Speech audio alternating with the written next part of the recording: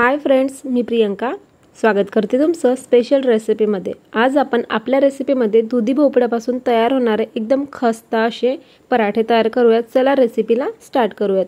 त्यासाठी मी मोठ्या आकाराचा दुधी भोपळा घेतलेला आहे। याला आपण अर्ध वापर करूयात, अर्ध साइडला ठेवूया। त्यासाठी हाफ मध्ये डिवाइड करून घेणार आहे मी आणि अर्धा पार्ट जो आहे तो साइडला ठेवणार आहे आणि अर्धा पार्ट आहे त्याचे आपण पराठे तयार करूयात। तर पाहू शकता छान ताजा आणि फ्रेश लौकी घेतलेला आहे। आपण याला लौकी सुद्धा म्हणू शकतो। यामध्ये अजिबात बिया नाही, पूर्ण वापर आपण याचा करूयात। त्यासाठी दोन भागामध्ये डिवाइड केलेला आहे आणि आता यावरची साल सर्व काढून घेणार आहे। साल इथे वेस्ट न जाऊ देता तुम्ही याची चटणी सुद्धा तयार करून घेऊ शकता। तर अशा पद्धतीने मी याची साल सर्व काढून घेते। सर्वात आधी अशा पद्धतीने साल काढून झाली की तर या साल काढून झालेल्या दुधी भोपळ्याची मी बारीक किसणीच्या सहाय्याने किसून घेते सर्व। यामध्ये अजिबात बिया नाही, त्यामुळे संपूर्ण वापर इथे होणार आहे।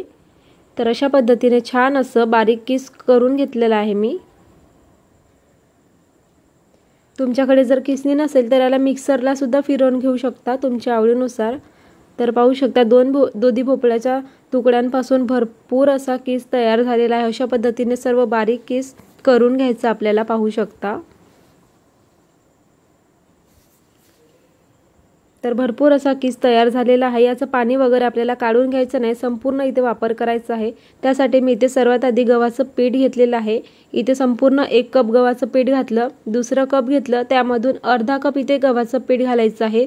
संपूर्ण पीठ एकदाच वापरू नका, कमी जास्त होऊ शकतो। यामध्ये काही मसाले ऍड करूयात। त्यामध्ये हळद पावडर घेतलेला आहे अर्धा चमचा, 1 चमचा भरून लाल तिखट घेतलं, मिरची सुद्धा घेऊ शकता, अर्धा चमचा धणे पावडर घेतलेला आहे। आता इथे बडीशेप घेतलेली आहे, थोडीशी क्रश करून घेतलं, खूप छान असा फ्लेवर येतो। 1 चमचा भरून ओवा घेतला, त्याला हातावरती क्रश करून घ्यायचं आहे।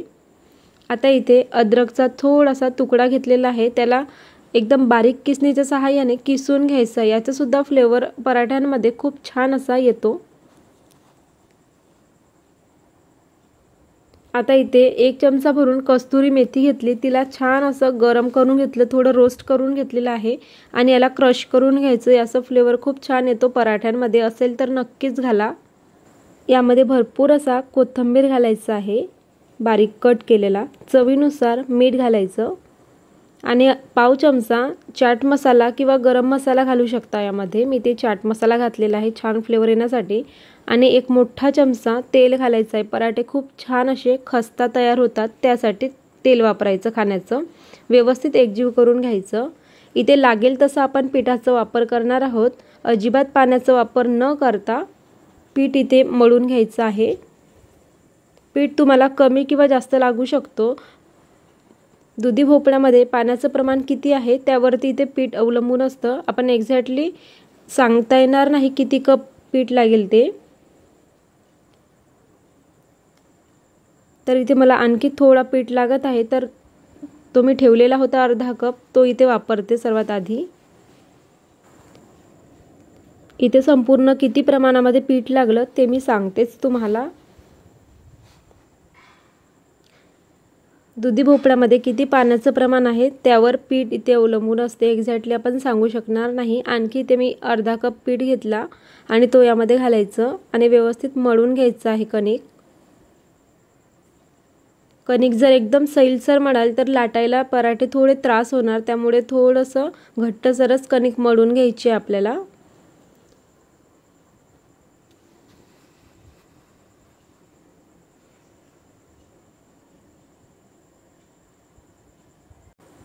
तर इथे जवळपास मी 3 कप पिठाचा वापर केलेला आहे आणि छान असं कणिक मळून घेतलेलं आहे, पाहू शकता। एकदम सैलसर नाही आणि घट्टसरही नाही जास्त। आता याला 5 ते 7 मिनिटांसाठी झाकून ठेवायचं आहे, म्हणजे पीठ छान मुरेल। तर 7 मिनिटे झालेली आहेत। आता आपण बघूयात, थोडंसं हाताला तेल लावायचं आणि कणिक एकदा भिजवून घ्यायचं आहे, छान सॉफ्ट करून घ्यायची। इथे तेल किंवा तूप तुम्ही तुमच्या आवडीनुसार लावू शकता, तुपामुळे आणखी हेल्दी पराठे तयार होतील। आता थोडंसं सुकं पीठ घ्यायचं आहे आणि एक पिठाचा गोळा तयार करायचं। आता याला सुक्या पिठामध्ये डिप करायचं आणि पराठा लाटण्यासाठी घ्यायचं आहे सुक्या पीठ लावून। तर ज्या पद्धतीने आपण पोळी लाटतो त्याच पद्धतीने छोटी पोळी अगोदर लाटून घ्यायची आहे। तर अशा पद्धतीने पोळी लाटून झाली। आता यावरती सर्व साइडनी तूप लावून घ्यायचं आहे। तूप किंवा तेल तुम्ही ते लावू शकता आणि याला अशा पद्धतीने फोल्ड करून घ्यायचं। इथे मी गोलच पराठे लाटून घेणार आहे। थोडं पीठ भुरकवायचं आहे म्हणजे मधून छान पोकळ होतील आणि छान फुगेल पराठा। आणि याला गोल लाटून घ्यायचं आहे। तुम्ही साधी पोळी लाटून घेतली तरीही चालेल तुमच्या आवडीनुसार। आता ज्या पद्धतीने पोळी लाटतो त्याच पद्धतीने पराठा लाटून घ्यायचा। पराठा एकदम जास्त जाडही ठेवायचं नाही आणि एकदम पातळही करायचं नाही। ज्या पद्धतीने पोळी लाटतो त्याच पद्धतीने पराठा लाटून घ्यायचा आहे।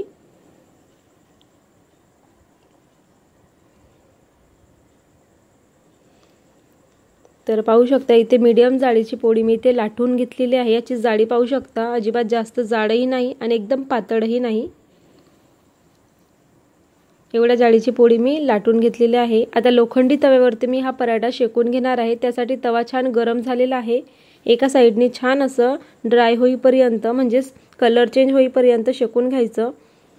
आता याची साइड चेंज करून घ्यायची आणि दुसऱ्या साइडने सुद्धा मस्त असा कलर चेंज होईपर्यंत भाजून घ्यायचा आहे पराठा। आता एकदा याची साइड चेंज करून घ्यायची आणि दुसऱ्या साइडने भरपूर असा तूप लावायचं। तूप किंवा तेल लावू शकता पण तुपामुळे खूप छान हेल्दी पराठा तयार होतो। आता याची साइड चेंज करून दुसऱ्या साइडने सुद्धा खूप छान असं तूप लावून घ्यायचं आहे आणि खरपूस कलर येईपर्यंत भाजून घ्यायचा आहे पराठा।